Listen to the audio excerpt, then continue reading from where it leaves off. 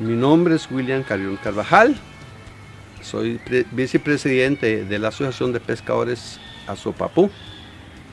Les invito a todos los porteños, artesanales y no artesanales de pesca, a acompañarnos el 20 de este mes en la Asamblea Legislativa a una marcha que vamos a tener pacíficamente para decirle al gobierno no más pesca de arrastre en el país y exigimos la retirada del proyecto de ley de la Asamblea Legislativa.